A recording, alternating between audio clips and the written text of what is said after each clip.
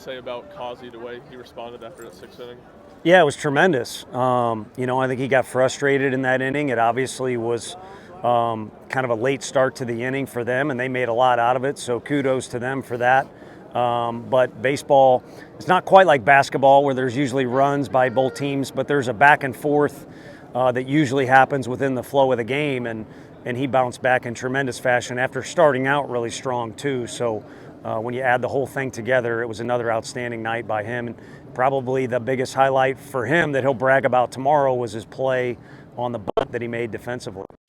What gave you the confidence to go back to him and start seventh inning? Just the way he competes, and I think the track record too. I think whether it's scrolling through your phone or what we get bombarded with information-wise, or when you're cheering for a team, which you like it or not, we get caught up in it in the dugout, you tend to focus on the negative.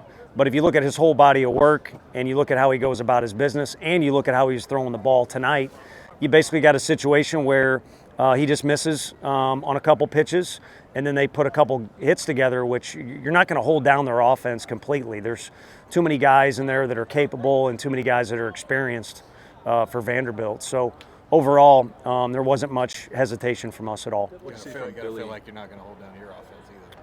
No, I mean, it's happened. We had to grind through some wins in different ways against Missouri. Last Tuesday was I don't even remember how we won, but it just find a way to win. So, it is on our side. You would say the same thing. I'd like to think, regardless of who we're playing, there's experience there. There's a lot of options. We used 3 different guys at our DH spot tonight. And if our guys have the right mindset and they're scratching and clawing the whole game, then yeah, you'd like to think there's going to be a way they can produce at the very least some quality at-bats. What did you see from Billy and Kavares to lead off the 8th inning there? Just kind of, not trying to do too much. I mean, KT, I think the AB prior had rolled over to the first baseman, but Billy had done that, his at-bat prior, where didn't try and do too much, kind of took what he got. And I realized KT hit his ball a long way, but if you watch the replay, and I'm off to the side, but I think when we watched the video, what we saw is a guy just kind of staying inside the baseball, and he's so strong that it kind of jetted out of here over the left field wall. He's got a lot of strength, but at the same time, if you got that strength and you don't try and do too much, great things will happen. And Simo, Billy, KT, obviously Blake Burke, those guys have shown that time and time again. How good was it to see Cannon get in there and do what he did? Great. Now, Simo was standing right next to me during that, and he said he hit a home run by accident. And what he meant by that was, when we watch that video, you'll see Cannon taking 2 huge swings. And really all we need to do was, got a runner at second, hopefully find a hole. And he took 2 huge swings, and then with 2 strikes kind of shortened up, and he really just kind of flicked it out with the flick of his wrist, really. And, he joked it was an accidental home run, but it wasn't the intent of the swing.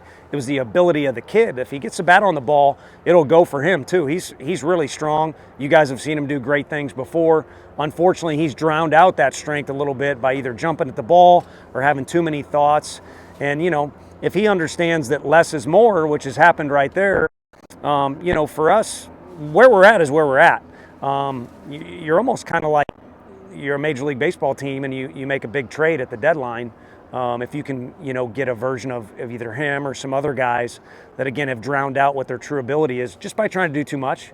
And, hey, I'm all for guys that want to win, and I'd rather have guys trying to do too much because they're in the battle and they want to do well. But, again, you guys have seen him do great things, as have I. It can be frustrating for everybody, and so it was nice to have a moment where he just kind of, again, he took what he got and was able to flick it over the right field fence. Why specifically him in that situation instead of somebody else? That's one of their best arms out of the bullpen. He's really tough on righties, so I think to highlight what Ensley did, was important because that was a short swing through the middle. It was loud off the bat. I mean, Ensley's got strength too, and he's not trying to do too much. And even if their infield wasn't in, that thing would have got through. So kudos to him for doing well there, but that guy's really tough, and we were just kind of looking for what we thought was the best matchup in the situation, and good players make you look smart. Season high in strikeouts for Stamos. What'd you see from him early on? Yeah, he was good. He was sharp. Even his misses were really good. So I think that would be the thing that stuck out the most is, you want your misses to either be productive or good ones. That can sound kind of backwards if you haven't messed with pitchers or you haven't, coached before. But I think he was sharp, and I think he's gaining some momentum as far as understanding what his role is, how to handle it, and things like that, and how to do so on the road as well as at home. And it's been nice to see him develop that way. It's kind of interesting because he's an older guy. I mean, I don't even know how old the kid is. I know, being from Cal, he's got a lot of experience at that school, but it's kind of nice to see a kid still at that age be able to learn some new things and to develop a little bit, and I think he's been in the process of doing that. Having been without Russell the way you have, how big has it been to have this setup on Friday with Stamos and Causey work as well as it has for you here lately?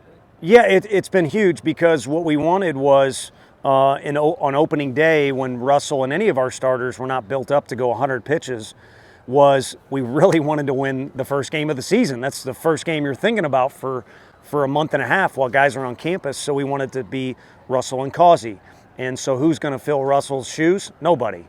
And I say that with all due respect. Now, our guy we're starting tomorrow is kind of different how he does it, and they've got different strengths and stuff. But I don't know that we'll have another guy like Russell, A.J. Russell, that is, in our program for quite a while. So no one's going to replace him, but you just need to get outs. It doesn't have to be fancy. It can be a bunch of different ways.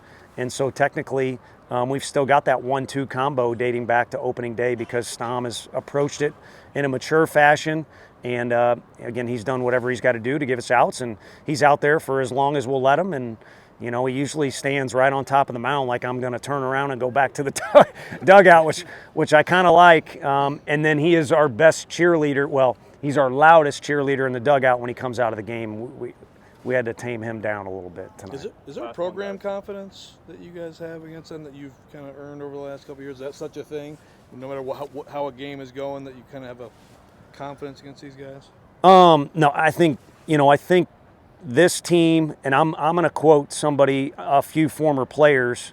I would say this team, regardless of the setting, and again, Tuesday was a really frustrating game too. We were able to come from behind tonight. I think this team's got its own kind of flavor or brand to it, and they seem to forge ahead. And it hasn't always gone our way, but regardless of circumstances, you'd like your team to continue to compete. And I think because we have some leadership and we got some guys that got some dog in them, they continually push forward a little bit. And again, if you got some talent, then it can work out in your favor. So again, find a way to win the game earlier in the week, find a way to win the game today, and then tomorrow is all about how can we find a way to go 1-0.